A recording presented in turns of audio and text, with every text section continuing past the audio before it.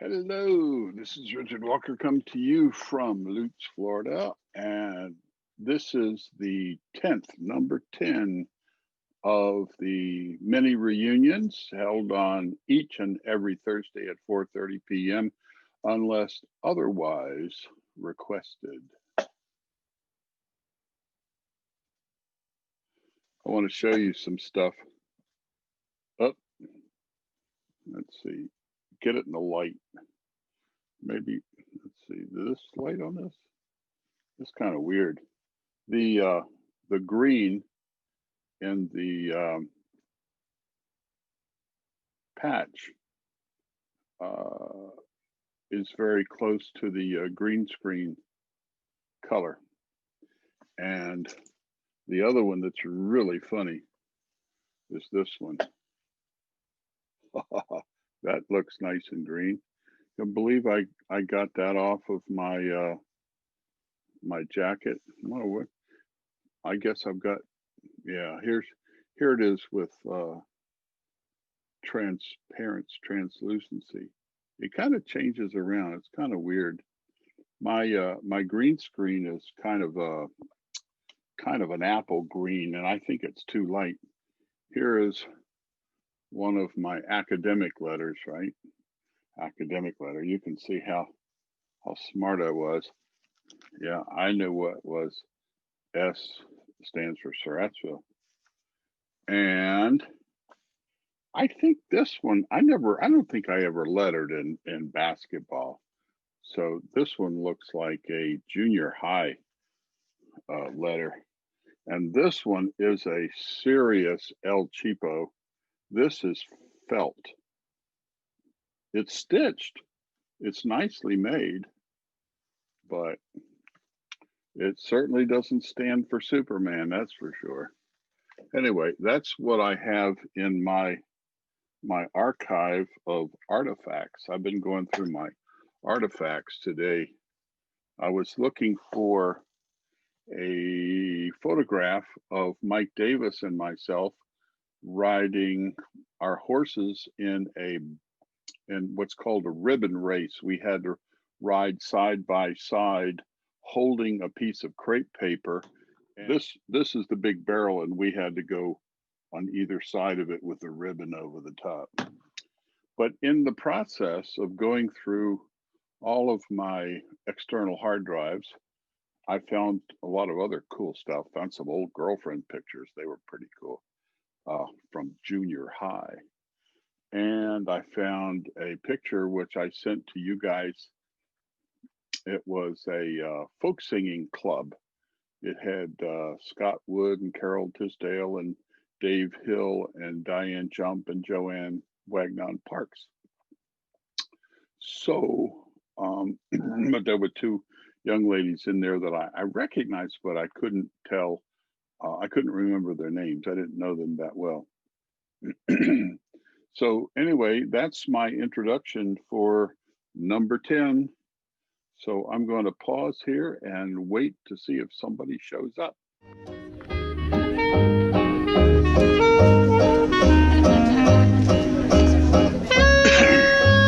That's a little better. No, we had gone for a walk on the beach and walked about, how far do we walk?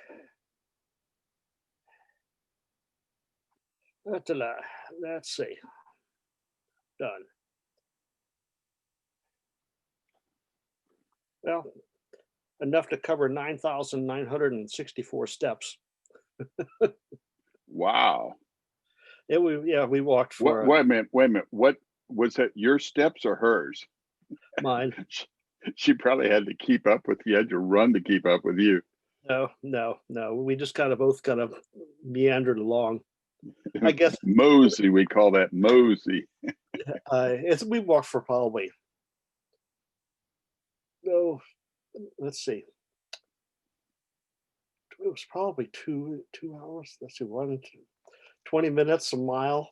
So, oh yeah, 90 minutes. So, two goes in there, four. We walked about 4 miles, I guess, maybe a little bit more than that. Excellent. Excellent. Yeah, it's the. I walked to my joke is I walked to the bathroom and back.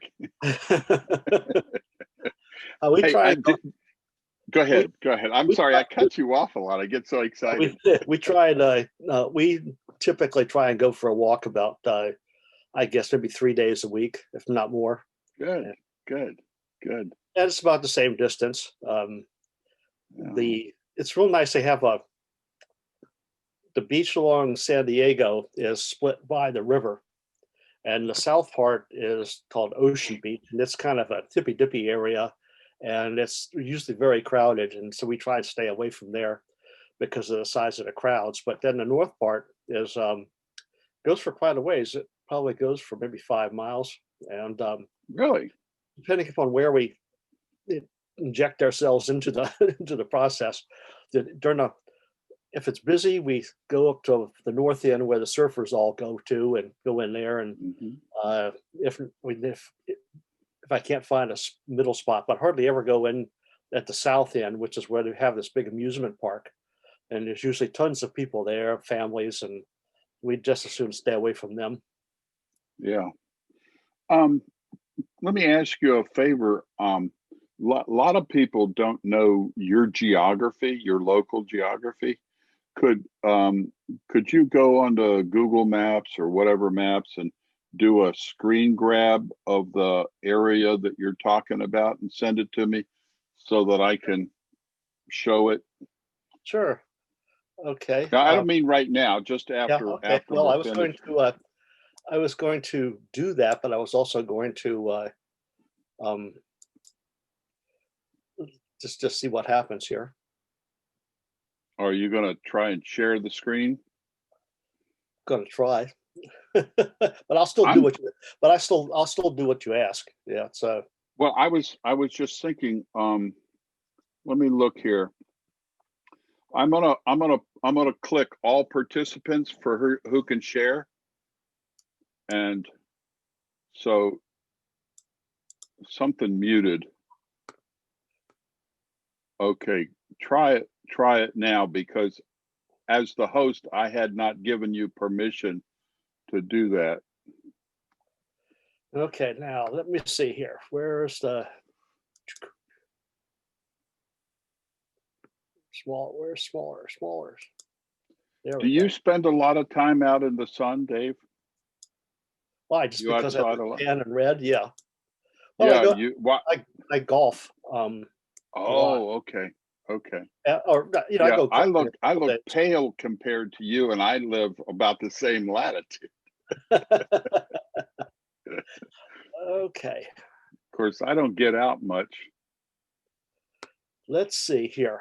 I wonder if I can You do see this. this? Yeah. I have a farmer's tan. Well, This I is more mine, like a gardener's tan. luckily I got out and I did a little swimming, so it's not quite as Oh, good. pronounced. Yeah, my wife said that I looked like I had some sort of white flappy appendages on the bottom of my legs. Okay, let's see. I What wonder was what I that, your flippers? yeah. Okay, right there. Is that you? That's where I live. Oh, okay. Okay, and so it's about 3 miles from here to there. This is a great big shopping center right here. Well, right here is a big shopping center. This is the Riverwalk Golf Course that they have Oh, decided to okay. sell, and they're going to put a big park and some apartment buildings in here. Uh-huh. And let's see, this is downtown San Diego, and the baseball stadium is right about down here. Right. And then Chris works down around here. Uh-huh. And Your son. this is um, I wonder. Show us where you walk on the beach, Dave. Okay, We can go look at San Diego anytime, but this is we want to know okay. where you go walking. This is Ocean Beach right here. Well, Okay. from here to right, let me go and zoom in. There's no point in. I see. This is Bing, huh? Yeah. Okay. This is the longest pier on the West Coast, I think. Oh, okay. And Ocean Beach is this area right down here to right about there. And then this is called Dog Beach, where there's people going to take their dogs. Oh. And this is a big long jetty that goes out right here and right here. Mm-hmm. And then Is from where it I, like a revetment? Yeah. yeah, It's from in piled the up river. rocks, or is it Yeah, steel or this is the something? river right here. This is the San Diego Right. River right here. Okay. And then this is Mission Bay, this area here. And normally we come down, we go down this road here, get over here on SeaWorld Drive. See, this is SeaWorld is right here. And we get over here, and then depending upon where we want to go, this dumps us down into the beach. This is Mission Beach, I guess, all right along here, up to about probably right about here. Is that Big lifeguard station here. Bohemian? Yeah, big Is that the lifeguard station. Bohemian area? Yeah, big lifeguard. No, the beam that's down here in Ocean Beach. This is Okay. this is where all the tourists stay, all along here. Oh, cool. And this is a nice big bay.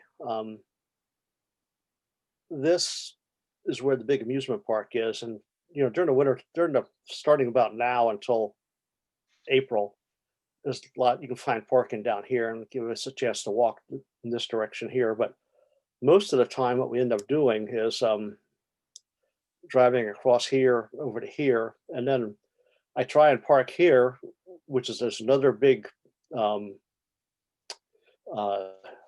This section is called Pacific Beach, right along here, and usually I can find parking right in here, and so it's a fairly nice walk. And then if it's going to be kind of busy, then I go up to right here and drop, and then there's a little park down here, and it's actually this is where all the surfers go, right down here. And this is Tourmaline Beach right here. This is all one big continuous beach from all the way down Can here. you zoom in on that Tourmaline Beach? Yeah.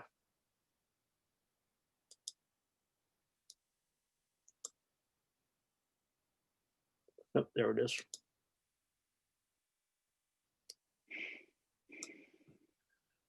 Okay. I see the breakers are pretty pronounced there compared to other places. Yeah, this is where the big dudes surf here. This is where the big guys. This is the Tourmaline surfing beach parking lot here, right here. You go down this parking lot here, and there's of 3/4 of the people there are surfers, and they have their vans set up, and they go in and out. But this is where the real heavy duty surfers are right here. And then as you move down towards Pacific Beach, this actually is a beach with this is a bunch of cottages out here on this pier. And so we walk from up there down, typically down here, and then keep on going down to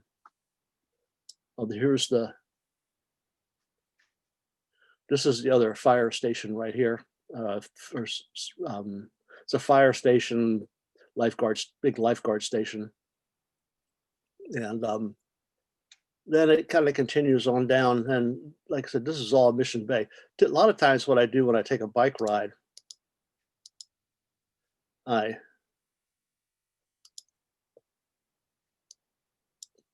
go down here on Friars Road, and then I'll come around this way.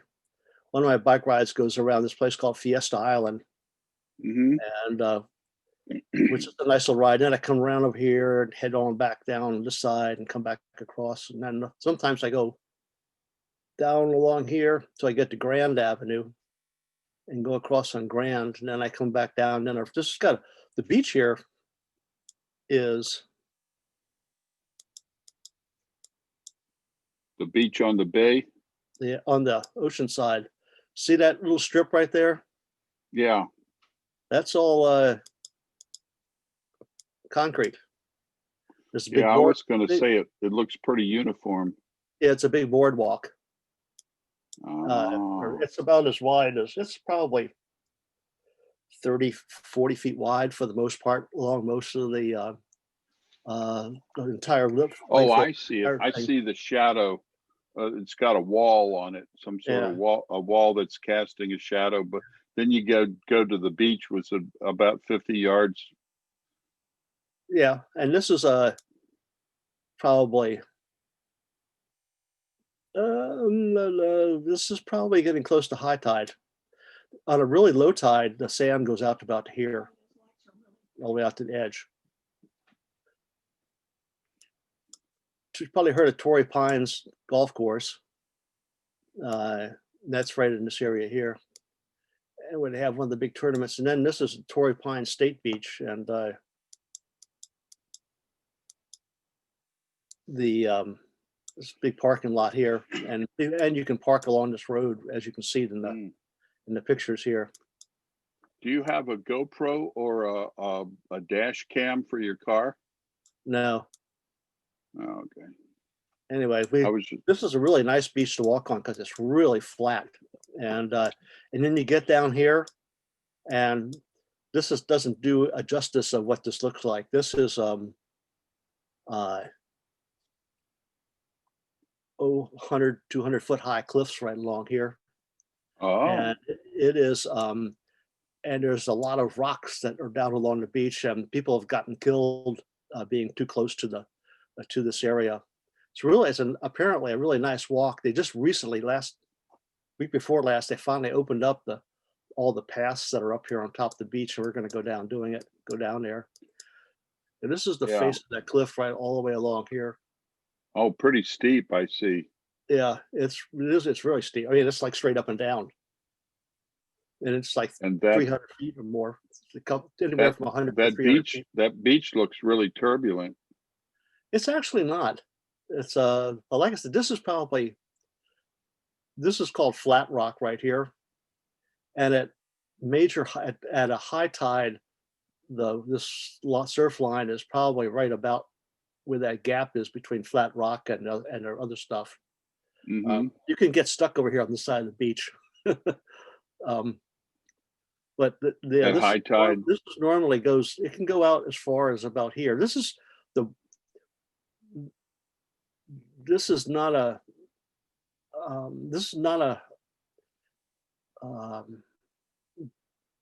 not a particularly wavy day. This is probably just it looks like it's a shallow gradient away from the shore. Yeah, it is. It really is. Because of the clarity of the water. Yeah. Oh, that's really cool. Yeah. This is part of Tory Pine State Park, the golf course right here. Janice and I get to go out. Visitors who play here pay in upwards of $250 to play. Per game. And we pay $25 because we're city residents. Oh, well, so is that a municipal golf course? Yeah, except it's a really, really nice one. And this is where they hold U.S. Open and great big tournaments like that. You can get a feel for what looks like right here on the face of this rocks right here. And if we could zoom in close enough, this is the nude beach right here. Mm. And then there's the glider port here's the glider port where the Black Beach. There's a glider park right here where everybody goes and they do hang gliding and things like that. Mm. I was thinking, they have a winch to pull gliders up real fast into the wind. Well, the guys they take off up here and they land up here. Yeah. And but they're not fixed wing gliders, right? They're they're parachutes, the paragliders. Every now and then you do see the old V-shaped ones that look like a paper airplane. Right. But you don't see those too often anymore. Mostly what you see is the paragliders. And they got Right. enough updrift here that they can be up there for hours. That was good, Dave. Yeah. That was good. Weather's been pretty nice here now. Heat wave finally broke, and we're in the 70s temperature range. And so temperatures for the next few days. Uh, hold on a second here. Okay, now I saw a message come in from Chris. He's I think I may have mentioned it. He's going to Japan. Oh, is he? Yeah, he's got a business trip there for the Department of the Navy. He works for the Department of the Navy, and he's going to fly over to get there because of the reduced flights across the ocean. Japan doesn't let anybody in yet. Oh, wow. He's got special State Department disposition to go and do it, and so he's got to fly from here to Dallas, then back from Dallas back to L.A., which is 2 hours up the road, and then from L.A. to Tokyo, and then where he's working is all the way down at the bottom end of the island on the west side. So he's got to get in I guess a quarantine bus. Mm-hmm. And it's a 17-hour bus ride down there with a bunch of other people that could be potentially sick, I guess. Anyways, those people who've been allowed to come over and go down to work down at the base. And so then he's got a quarantine at the base for 16 days. And then he's going to work for about a week and a half. And then Is it a U.S. Navy base? Yeah. And they have a problem with some of the coatings on couple of the aircraft carriers there on the decks, so that he has to go down there and inspect it and verify that they're doing a repair job properly, and that kind of stuff. Sort of like the 747 Max or 736 Max or whatever its number is. Yeah.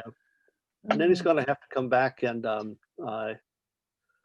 goes through Guam, I think it is, from Guam to Honolulu, and then from Honolulu to San Diego, I think is a trip back. And then he's got a quarantine here for 16 days in his house. And so for that entire time, he gets per diem. So he's got to get 16 days for living in his house per diem, but whatever, $50 a day or whatever for food, and or $150 a day for food and lodging, or whatever it is. Is he married? He was. They're in the process of getting a divorce right now, and that's sad. She's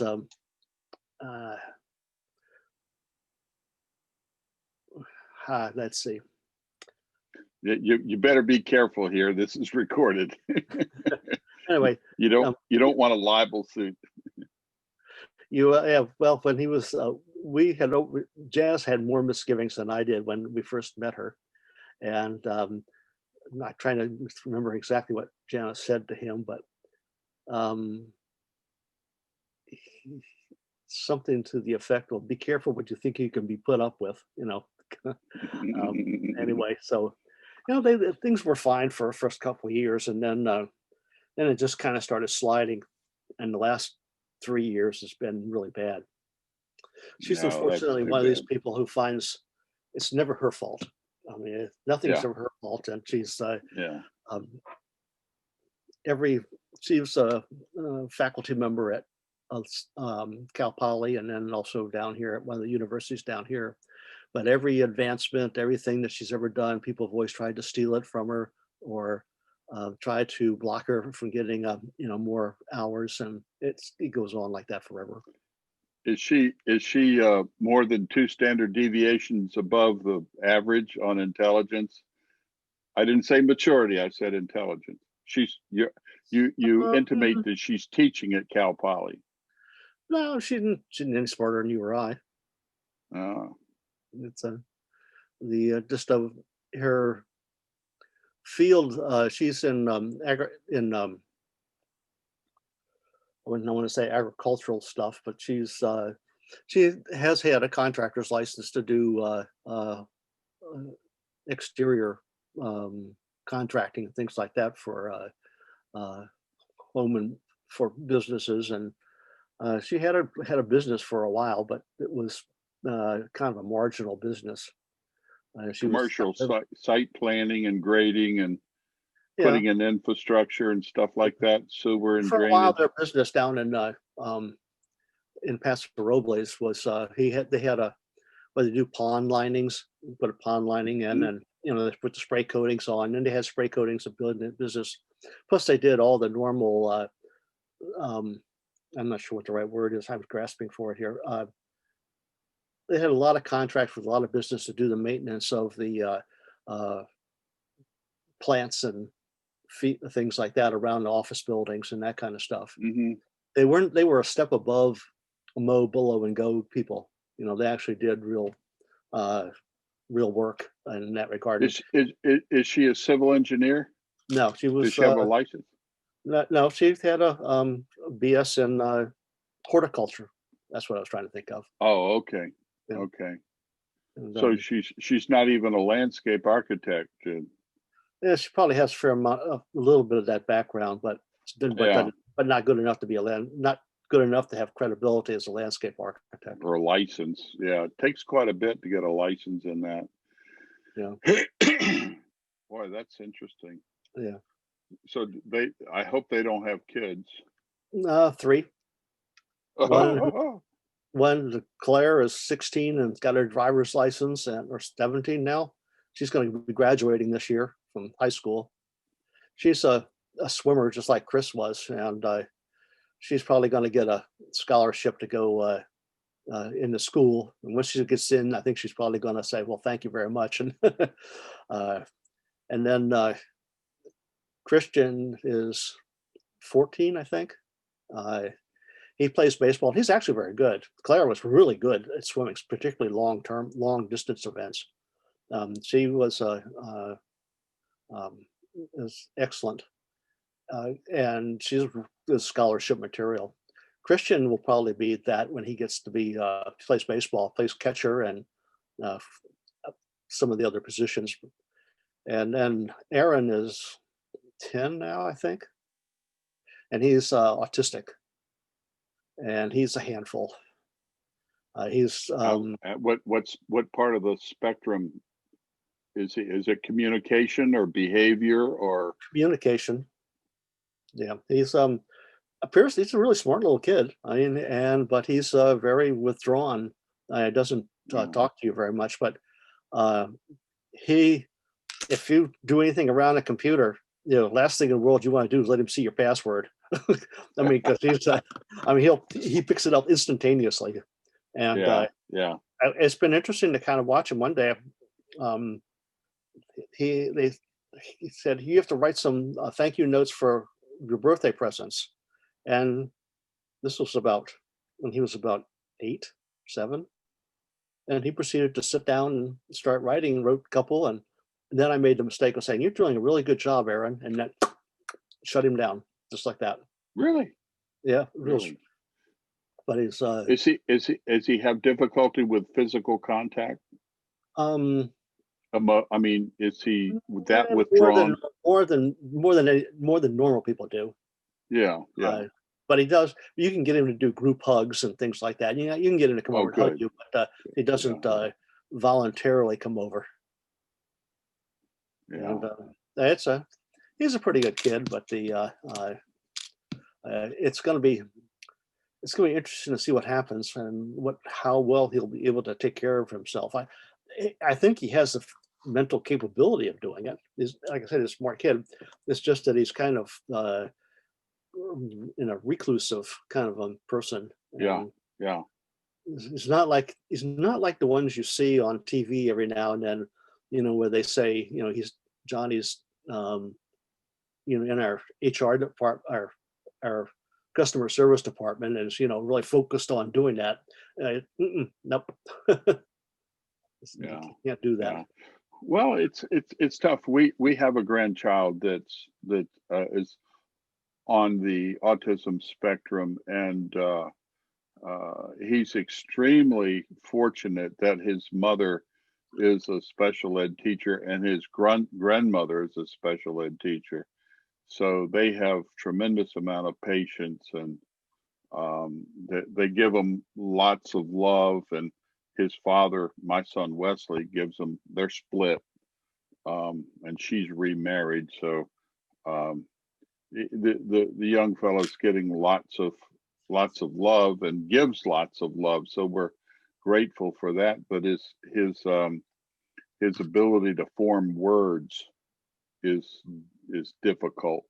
His speech is not clear, and well, Erin, if you can get Erin to talk, he's right on the money. I mean, there's nothing wrong. yeah.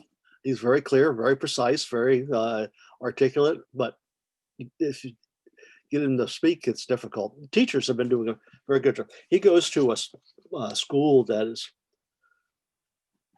it's I think there's maybe 3 to 1, 3 teachers to every kid, and it's they have a primary person, and he's got, they have individual helpers there to move around for the kids, and it's a Wow. really good school. I mean, they really do a great job with him. And when he's Yeah. there, we've watched him participate, and he's much better there in that environment than he is in around the house and things like that. And Chris takes him up a couple days a week and brings him home, and he stays over, and they make dinner at Chris's house and things like that. And then he'll come over here. And mostly what he does when he comes over here, he wants to play games on the computer or on his iPad. Yeah, well, what did we have? We had little army men, and we had the corner. Remember that baseball, that vacant lot on Clayton Lane? Yeah, thanks to your dad ball. putting up the backstop.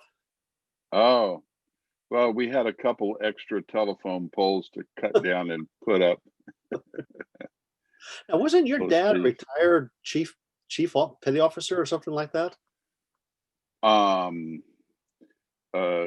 You switch over into the officer ranks. Oh, okay. He retired as a captain in the Navy, U.S. Naval Reserve. Okay. Yeah. Yeah. He was somewhere in that. When one or the other. After 3 years of active duty, commissioned active duty, I made captain, or actually it was 2 years, and I looked at my dad and I said, "Look, Dad, we're both captains." He was an 06 and I was an 03. Oh man, I tell you, I what do they call that?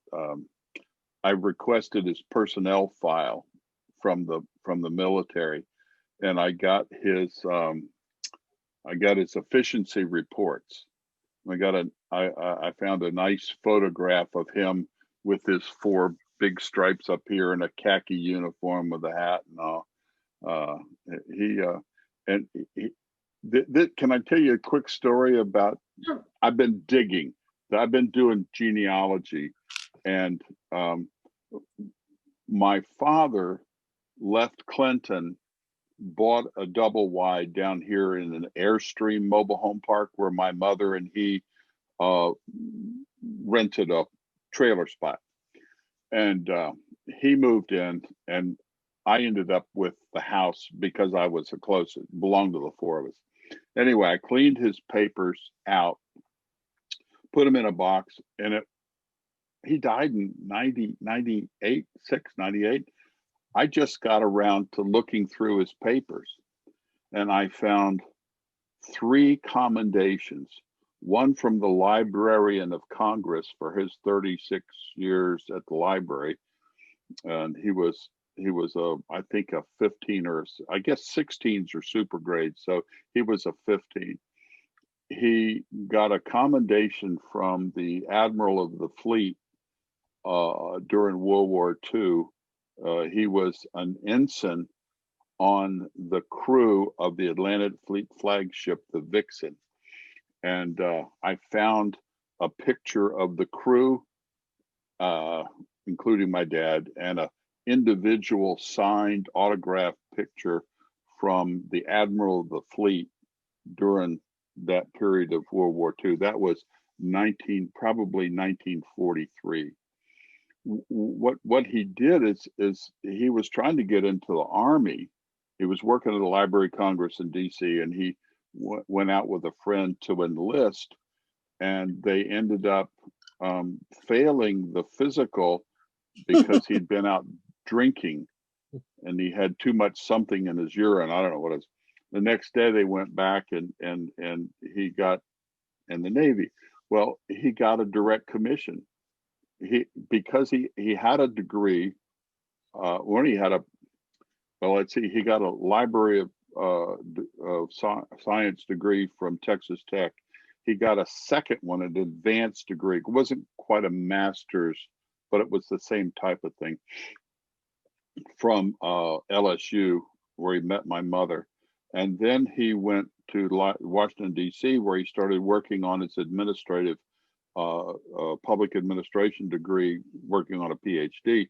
So when he went into the service at November 19, I guess he went active duty December 1, 1942, he went to a 8 week, I can't remember if it's 8 week or 8 month communication school in Connecticut. He came out tops of his class and was selected to go on this what you call a posh boat. The Vixen was a commandeered yacht that belonged to somebody like the Vanderbilts, or my dad said it was the Vanderbilts. Anyway, I have pictures of it. So anyway, point being is that his claim to fame was he was the only non-Ivy League guy on the boat.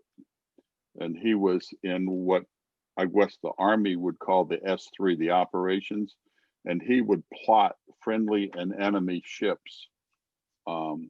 He'd have to take a board to bed with him, and he would plot them when they get messages in on where they were. And then the next year he went on a cruiser, which is bigger. I didn't realize this. It's bigger than a destroyer for submarine hunting. But this is what's really funny, where personalities and your choices, your backgrounds. He was the secretary of the boat. I said, what the hell does the secretary of the boat do? Well, first of all, he was the communications officer. Then he ran the mail system. And, you know, I guess I read in another book, he had to redact all of the individuals' letters before they left the boat. What a pissy job. And then he had to supervise the watch, who made all of the you know, it's 8 bells and all as well. You know, they would plot, they would have a ship's log, and they would plot all of those, their position and their course and their speed and what's going on. So secretary of the boat was an administrative job. He was like, so he ends up Library of Congress in 1945 and the personnel department.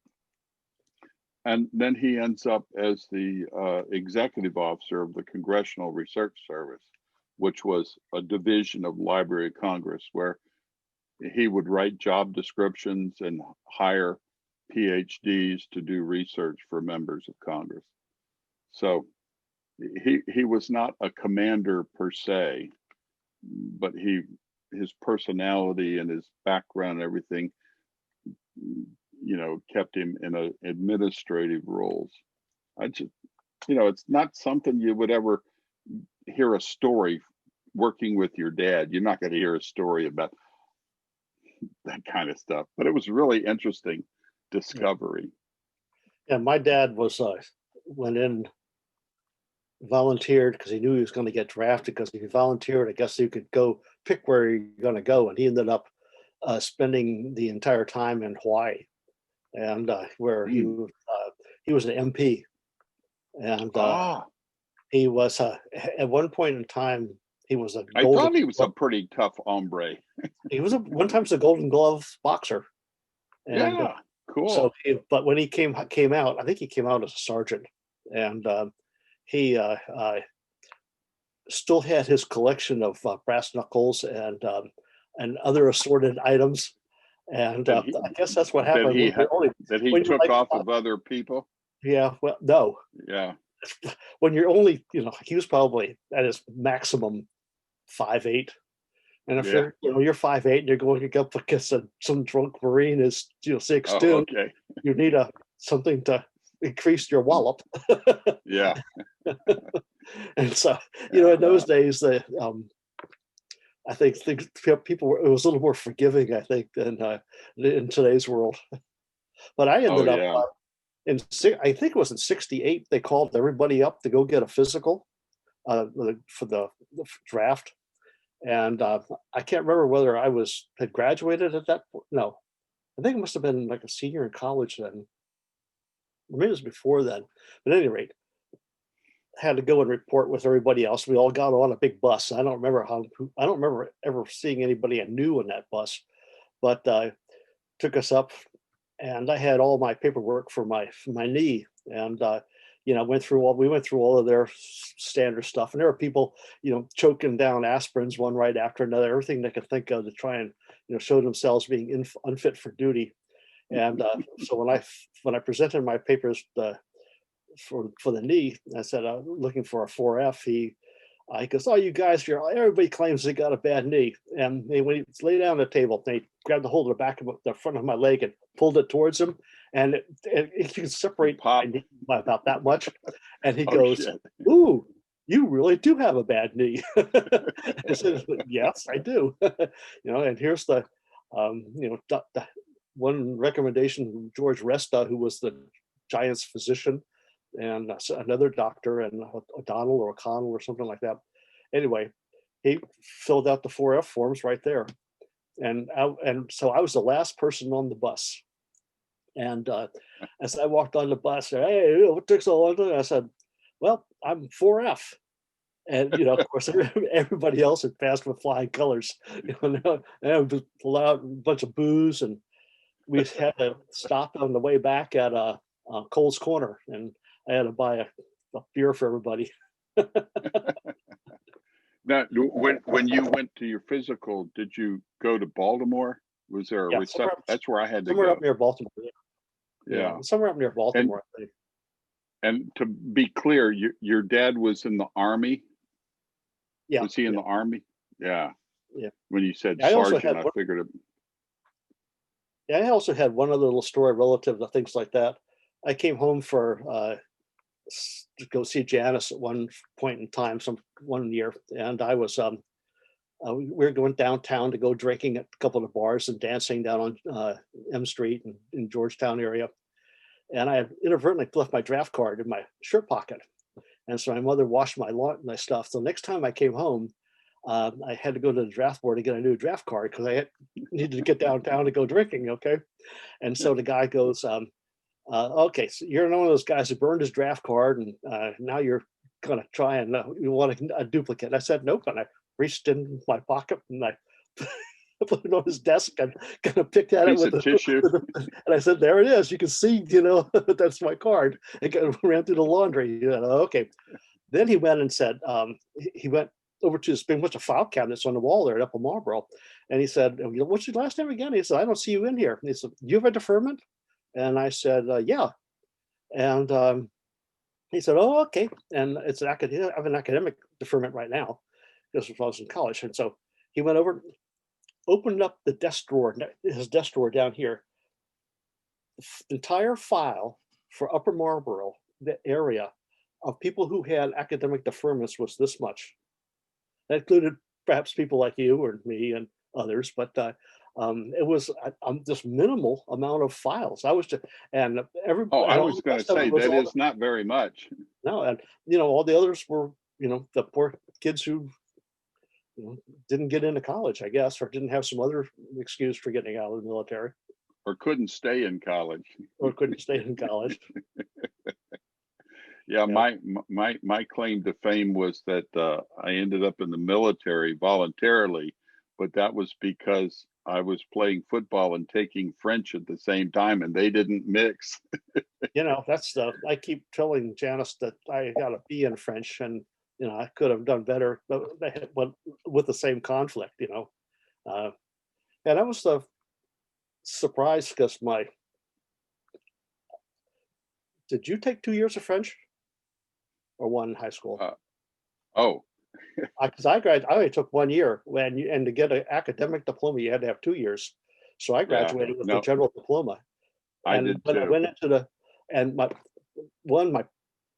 I never took any books home. I did all my homework in class. I don't know if anybody ever remembered that or not. I typically watched the TV with my dad in the evenings.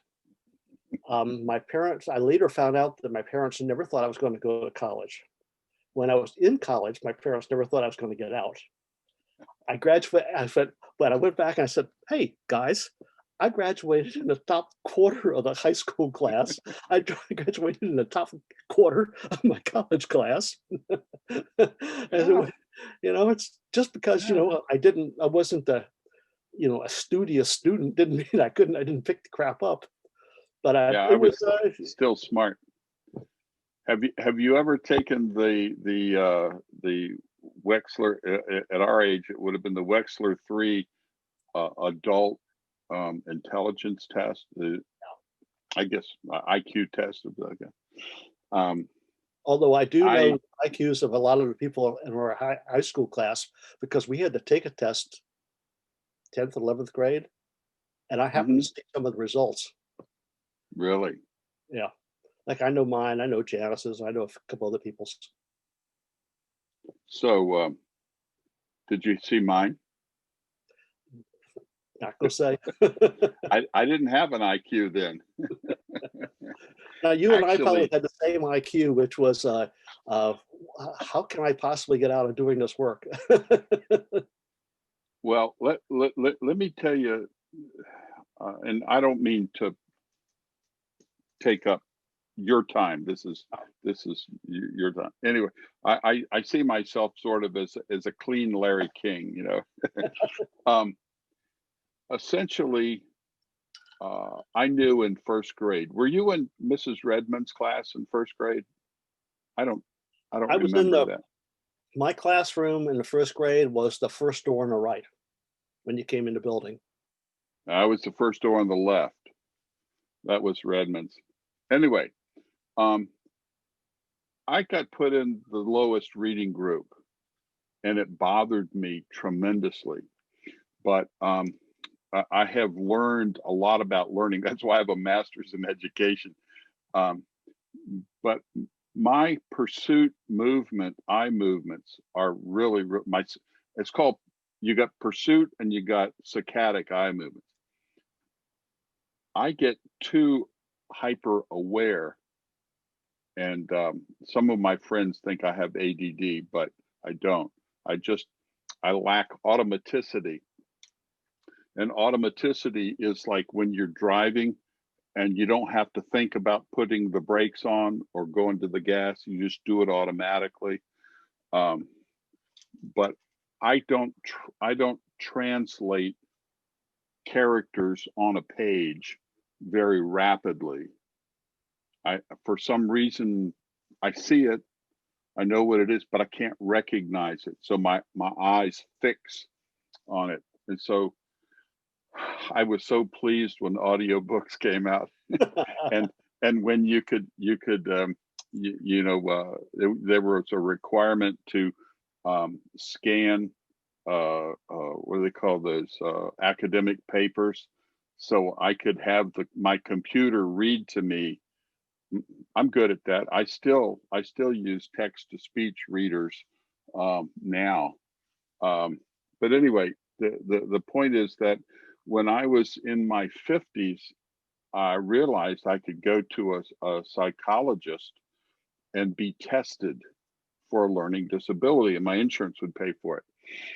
And the upshot of it was they said, yeah, you have this lack of automaticity, but and no matter amount of practice, nothing's going to improve that.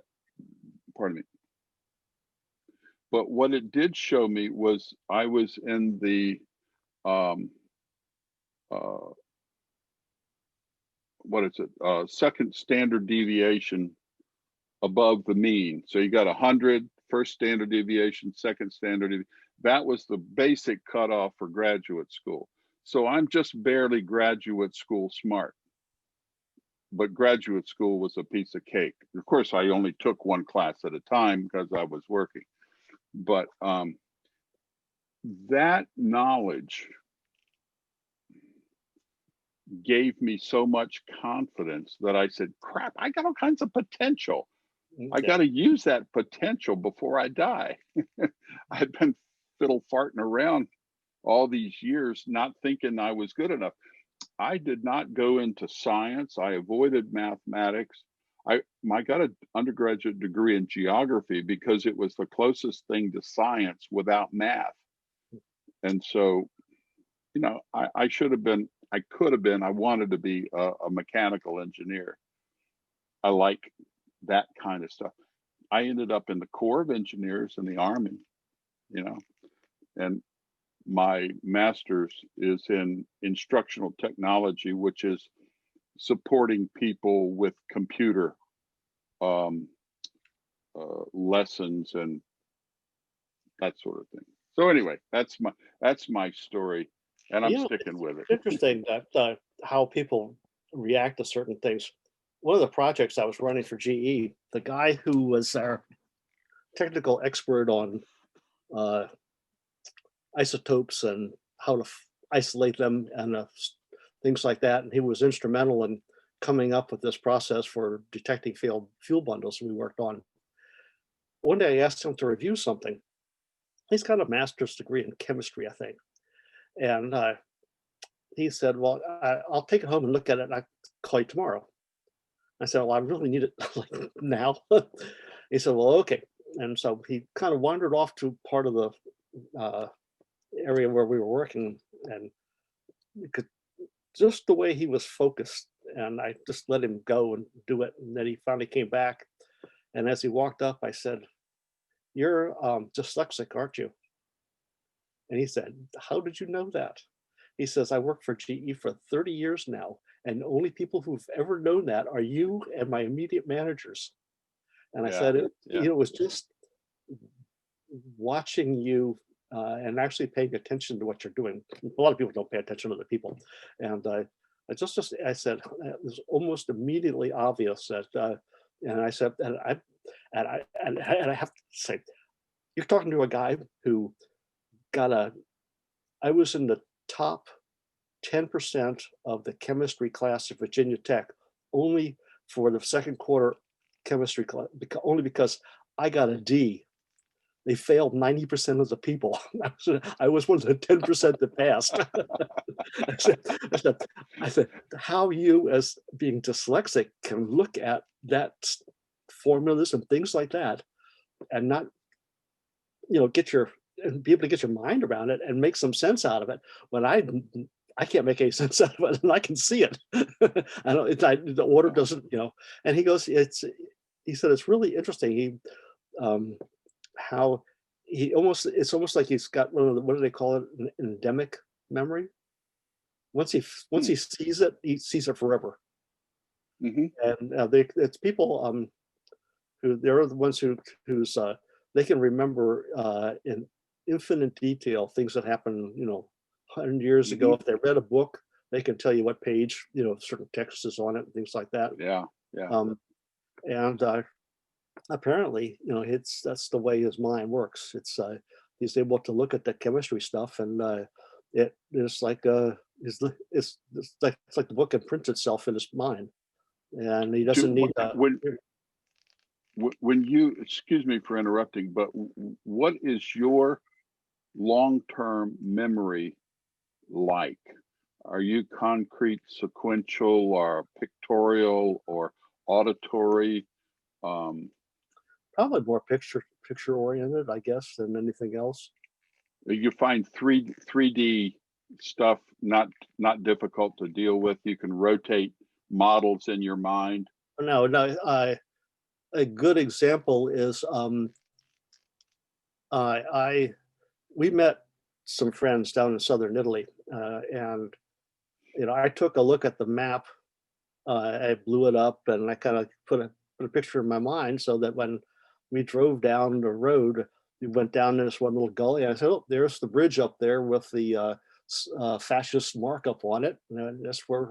And then we should be going around a corner here, and then we're going to turn into the town here. We're going to go through 2 arches, and we're going to get down to the piazza down there, and that's where we're going to be. And then we drove down to where we were staying after we met Tony and Linda. And the next year, or a couple of years later, when we went down there, I really didn't need a map to get down, to go where I wanted to go, because I could see all the landmarks that I knew and where to go. I tend to be more that way. Even though we've been in San Diego for 2.5 years, there's a lot of the roads that I go on. I can't tell you what the name of the road is, but I know that that's how I get from A to B. And if I need it, I never have a problem. You have a good mental map. Yeah. So when you think of, let's say you have a really good joke and you want to share it with some of your former members of your teams. I can't do that because I'm the world's worst joke teller. Well, let me tell you what mine is. My strength in memory is spatial. And that's why I was a geographer. That's why I was a map maker.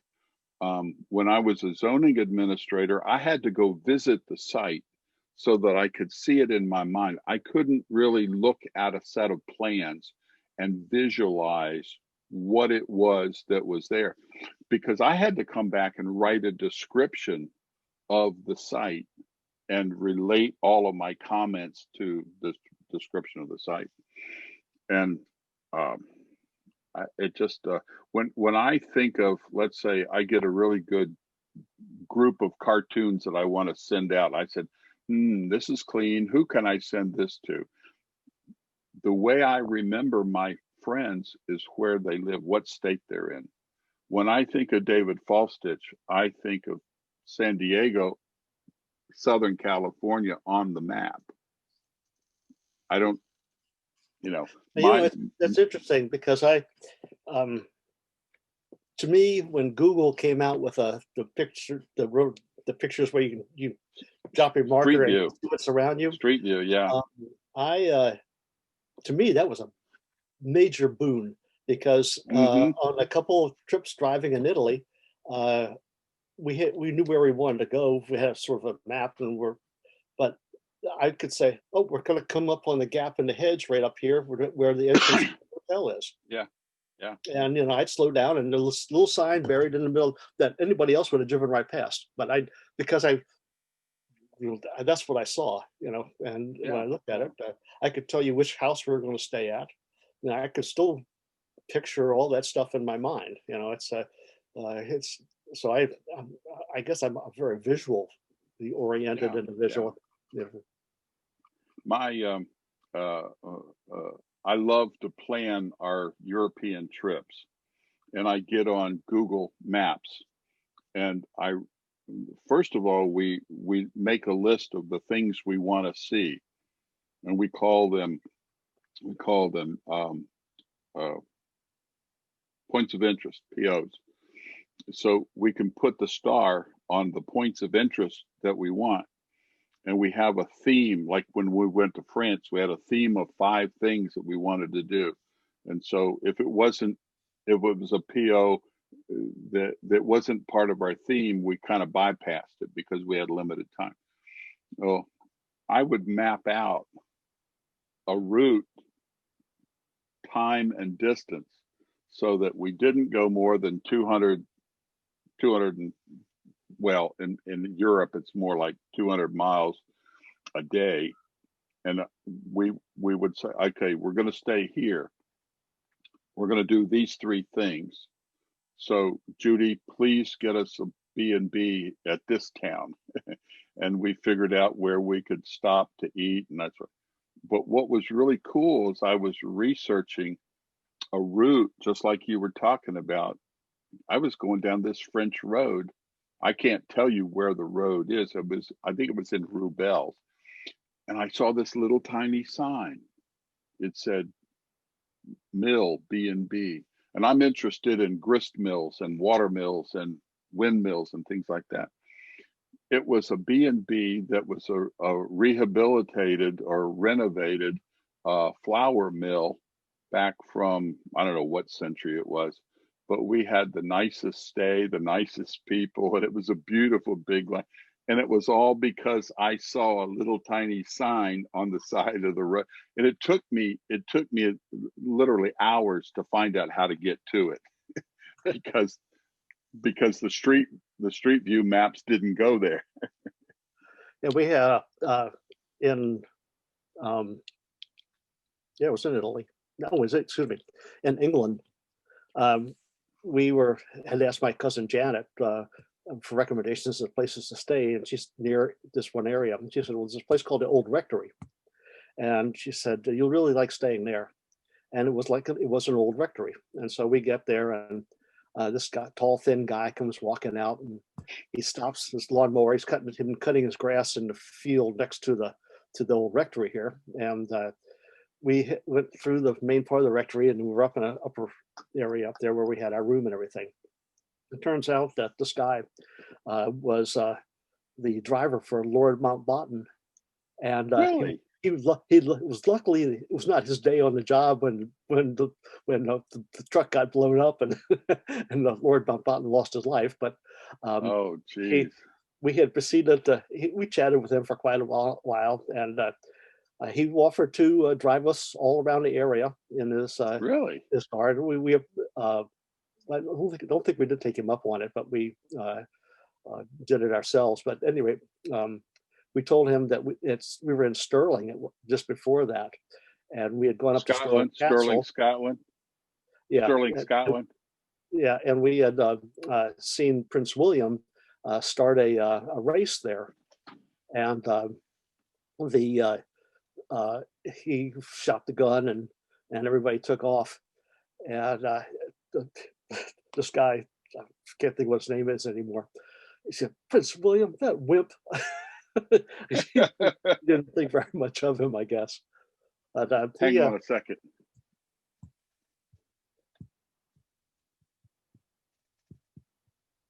Not too long. You getting hungry? Okay. All right. Yeah. We've been driven around there a couple of times through England, Scotland, Ireland, and it's interesting driving on the side of the road. Oh God, I got some stories. So sometime when you get bored, come on back and we'll talk about our travels. Okay. Yeah, I got a lot of friends who are interested in traveling and that sort of thing. So it'd be really good to, swap some stories. My whole theory is that the best stories come out of problems that you have while you're driving. And I'll just titillate you a little bit and say our trip to England cost our travel insurance company $1,000 in car damage. One time I had a rock jump out and bit my tire. Was a flat tire, a ruined tire. Yeah. Was it in England? Yeah, and actually in Ireland. Oh wow. Yeah, I'm afraid to go to Ireland. All those little roads. Well, the guy, when I picked the car up, before I picked the car up, while I was driving around, the same guy called me twice, and I talked to him. He said, "Do not drive after 8 p.m. or 9 p.m. in the evenings." He says, "Because there's just too many drunk Irish people out on the road." Really? Yeah. He says, "You can go out to eat dinner, but make sure you get home before the pubs close." Oh, that's good information. Yeah. Well, listen, I'll let you get off to making your dinner because I have to go and I have to okay do for Janice's PEO organization here. I got to do something for her. Thank you for spending time with me. I really enjoyed it. Yeah, maybe I'll send you an email. We can set up just a separate Zoom meeting and just to chat about various countries. Yeah. It doesn't have to be at this time of day. Yeah. Okay. Thanks. We'll see you. See you around. Bye-bye. Bye. Look at it.